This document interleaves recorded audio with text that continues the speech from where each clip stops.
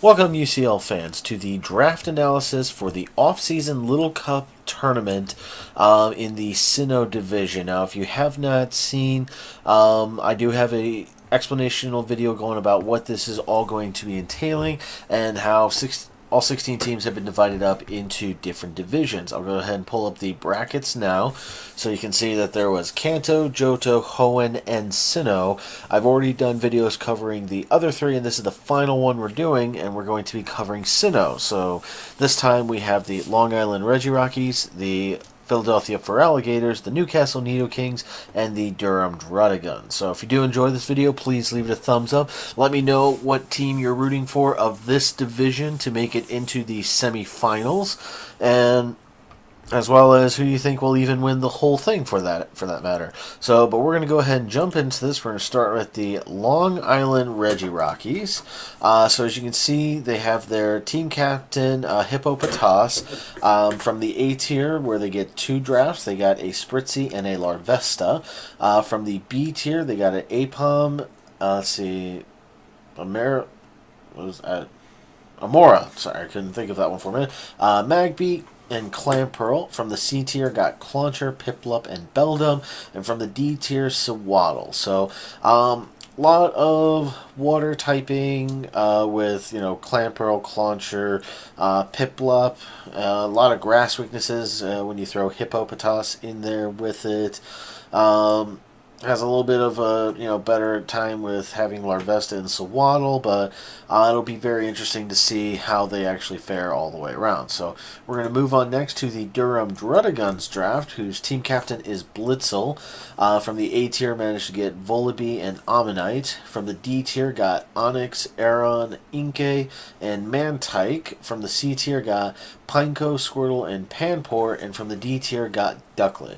So a lot of weaknesses when it comes to things such as water typing with Ammonite. Well, Ammonite, I guess it's more neutral to it, but Onyx, Aron, and Squirtle being weak to water typing. A lot of electric weaknesses with Mantike, Panpour, Squirtle, and Ducklet, but does have Blitzel that can't take it. I believe Blitzel does get either Lightning Rod or I do know that its evolutionary Zebstriker gets Motor Drive. I don't remember if Blitzel actually gets it or not. Volibee, so it has at least someone that can defog as well, so it has hazard removal there. And Pineco, which can actually set up hazards as well. So it'll be kind of interesting. Like I said, a little bit of the common weaknesses with water and electric on there. But we'll have to see how well they actually fare. Up next, we have the Newcastle Nidokings, who actually is captained by Nidoran Male. The coach of the Newcastle Nidokings even said that for the duration of this, they want to be known as the Newcastle Nidorans. I don't know if we'll actually do that, but we'll just stick with Nidokings for now. From A tier, got Ferroseed and Chinchou. From the B tier, got Chikorita, Badoo, Cubone, and Natu. And from the C tier, got Gloomy, Cyndaquil, Glameow. And finally, from the D tier, got Slugma. Common weaknesses you can see here, a little bit of water weakness with Slugma and Cyndaquil, but I believe Chinchou can get water absorbed, so that would definitely help out. Kind of a fire weakness as well with Ferroseed, Chikorita, and Badoo. Other than that, I mean, everything gets kind of covered well with things, so it's really going to be interesting to see how well this is kind of a nicely put together team from the draft on it. So we'll have to wait and see how they actually fare in this particular division. And then finally, one of the more, controversial draft picks comes to the Philadelphia Feraligatrs, as everyone was saying throughout the draft. For their head coach, PKSparkxx, DatHottneSS, is now being known as Fisherman PK, because if you look, he has more fish types than anyone in the rest of the entire league.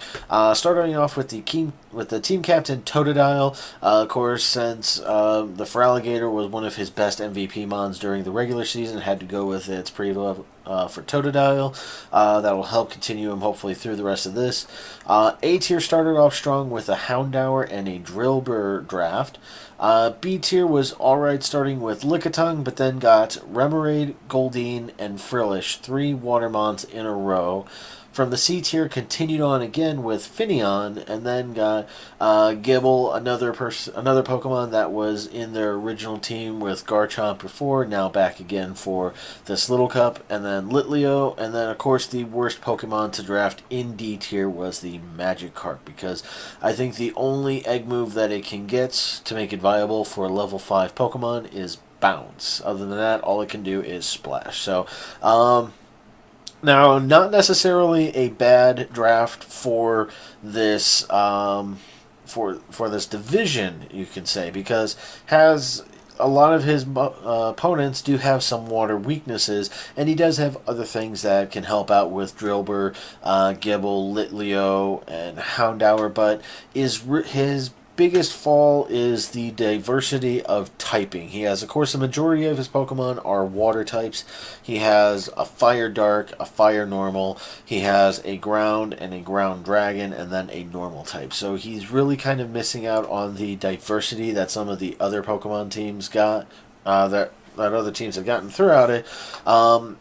Of course, has a very big electric and grass weakness with all these mons. Goldeen can help take care of the electric because it does get, I believe, Lightning Rod.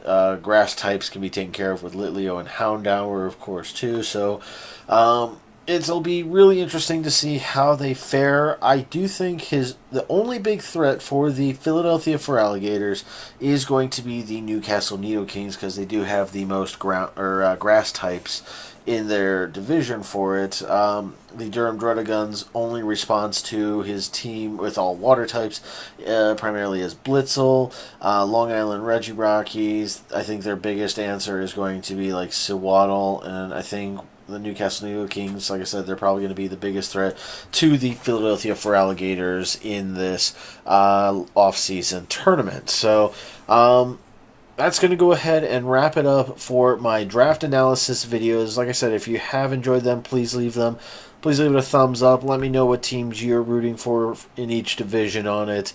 I will be back, of course, doing my usual review and analysis every week once the battles have started commencing, which they will begin not this Saturday, which is the 9th, but they will start next Saturday, which I believe is like the 10, 11, 12, 13, like the 16th or something like that. I think that is when the first week of this off-season tournament will begin. So until then, if anything else comes up, of course I will have update videos going up usually every Tuesday from what I can on it. But thank you all very much again for watching. Thank you all who have been watching and supporting through all these. It is greatly appreciated, and I will see you all next time. Take care and good night.